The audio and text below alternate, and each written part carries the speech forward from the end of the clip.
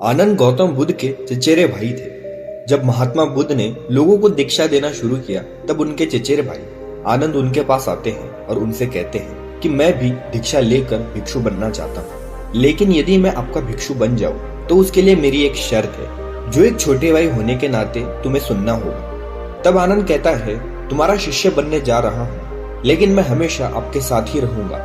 आप मुझे कोई भी काम नहीं करवाएंगे, मैं हमेशा आपकी छाया बनकर रहूंगा।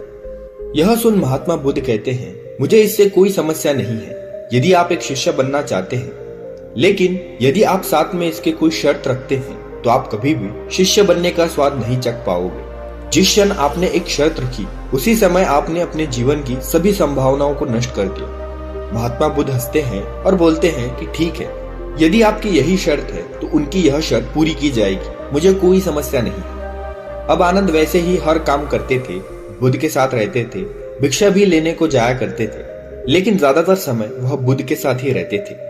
एक बार महात्मा बुद्ध अपनी पत्नी यशोधरा से मिलने का निश्चित करते। वह लगभग 8 साल बाद उनसे मिलने के लिए जा रहे थे। इतने सालों तक वह उनसे नहीं मिले थे। बुद्ध जब अपना घर छोड़ रहे होते हैं तो उस समय वह आधी रात को ही बिना किसी को बताए घर त्याग देते हैं। वह अपने बेटे और पत्नी को सोते हुए ही छोड़कर निकल गए थे। अब 8 साल बाद उनका उनसे मिलने की संभावना बनती है। तब महात्मा बुद्ध आनंद से कहते हैं कि मैं अपनी पत्नी से मिलने जा रहा हूँ, वहां तुम्हें साथ आने की आवश्यकता नहीं है। बुद्ध कहते हैं कि वह पहले से ही मुझसे बहुत गुस्से में है कि मैंने आधी रात को बिना उसे बताए क्यों छोड़ दिया, और अब इतने सालों बाद मैं मिलने जाऊंगा तो वह पता नहीं क्या कहे, और यदि अब मैं अगर तुम्हें एक साथी के रूप में ले जाऊं तो वह इसे ठीक से नहीं लेंगी। इसीलिए आप कृपया यही रहें, आपका वहां जाना उचित नहीं है। यह सुन आनंद ने महात्मा बुद्ध से कहा कि आप शायद भूल रहे हैं, मैं हमेशा आपकी छाया बनकर रहूंगा, आपने वचन रखा। यह उस समय बहुत ही असहज स्थिति बन गई थी। बुद्ध अपना दिया हुआ वचन तोड़ भी नहीं सकते थे और आनंद को साथ ले जाने में भी सोच रहे थे कि न जाने आनंद को साथ देख उनकी पत्नी क्या कहे।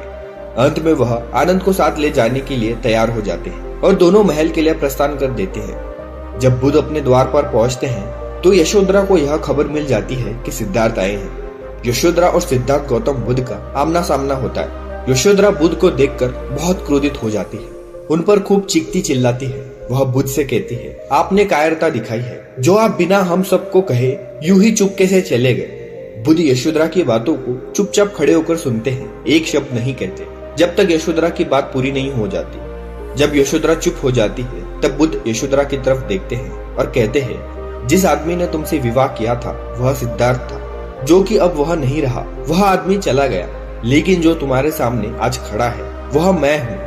आज तुम्हारे सामने सिद्धार्थ नहीं बल्कि बुद्ध खड़ा है, एक भिक्षु खड़ा है। अब मैं बुद्ध हूँ, मैं एक साकार प्राणी हूँ। सिद्धार्थ और बुद्ध दोनों अलग हैं। आप मुझे ध्यान से देखो, मैं सिद्धार्थ नहीं आपको बुद्ध नजर आऊंगा। यह सुन यशोधरा कहती है कि यह बातें और शर्तें आनंद पर लागू होती है। मैं यह नहीं मानती हूँ, आप मेरे पति हैं। यह आपका बेटा है जिसे कायरता के साथ आप यूं ही छोड़ गए। यह तो यह भी नहीं जानता कि इसके पिता उसे सोते हुए छोड़कर भाग गए थे। यशोधरा के मन में बहुत सी बातें थी जो उन्हें बुद्ध से कहना था। उन्होंने वह हर शिकायत की जो इतने सालों से उनके मन में थी। यशोधरा ने वह हर बात कह दी जो वह कहना चाहती थी। उसके बाद वह अपने बेटे को लेकर आती है और कहती है, पूछो अपने पिता से वह तुम्हें क्या देंगे, क्या है उनके पास देने के लिए। वह सबके लिए इतना करते हैं, क्या वह तुम्हारे लिए कुछ नहीं करेंगे, अपने बेटे को कुछ नहीं देंगे। वह बुद्ध से कहती है कि बताए आप अपने बेटे को क्या देंगे। यह सुन गौतम बुद्ध आनंद से कहते हैं कि जाओ आनंद, आप मेरा भिक्षा पात्र लेकर आओ। यहाँ मानो बुद्ध पहले से ही तैयार होकर आए थे। आनंद बुद्ध का भिक्षा पात्र लेकर आ जाते हैं। फिर बुद्ध अपने बेटे को बुलाते हैं और वह भिक्षा पात्र उसे दे देते हैं और कहते हैं कि मैं नहीं चाहता कि तुम एक राजा के रूप में पीड़ित हो, इसीलिए मैं तुम्हें परम स्वतंत्रता दे रहा हूँ। मेरी विरासत मेरी भिक्षा का कटोरा ही है। उन्होंने अपनी भिक्षा का कटोरा अपने 8 साल के बेटे को सौंप दी और वह सन्यासी बन गया। फिर बुद्ध और आनंद वापस विहार लौट आते हैं। आनंद ने यह सब दृश्य अपने सामने देखा था और वह अपनी केवल एक शर्त से उस सब की संभावनाओं को नष्ट कर देता है। वह यह अपनी शर्त के कारण चूक जाता है।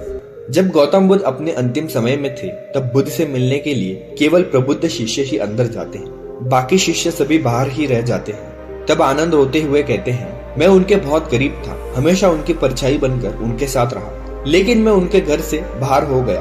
क्यों? मेरे साथ ऐसा क्यों हुआ? जब लोगों ने गौतम बुद्ध से वही प्रश्न पूछा तो उन्होंने कहा कि एक चम्मच सूप का स्वाद कोई कैसे ले सकता है। यदि आप सूप का स्वाद लेना चाहते हैं तो आपको जीव के प्रति जागरूकता की आवश्यकता है। जिस क्षण तुम जीवन की परिस्थितियां निर्धारित करते हो, तुम निर्जीव हो जाते हो। तुम एक चीज में सिमट जाते हो और तुम दूसरी चीज को कम करने की कोशिश करते हो। दोस्तों, क्या होने पर हम अपार और अद्भुत संभावना देख सकते हैं, लेकिन आनंद में सिर्फ एक शर्त के कारण उन अपार और असीमित संभावनाओं को नष्ट कर दिया है। एक भिक्षु के जीवन में मौन का, भिक्षा मांगने का, हर तरह की क्रिया करने का, उपदेश देने का अलग अलग महत्व होते हैं। कोई इन सब से दूर होता है, इसके बारे में सोच नहीं रखता, इसके गहन भाव को नहीं समझता, तो वह एक संपूर्ण भिक्षु नहीं बन पाता। जिस प्रकार बुद्ध के पास उनके अंतिम समय में सिर्फ प्रबुद्ध शिष्य ही आ सकते थे, जो बुद्ध के ज्ञान को सिर्फ समझते नहीं थे बल्कि अपने भीतर उतारते थे और हर दिशा में जाकर बुद्ध की आज्ञा अनुसार उसका प्रचार प्रसार करने में लगे हुए थे।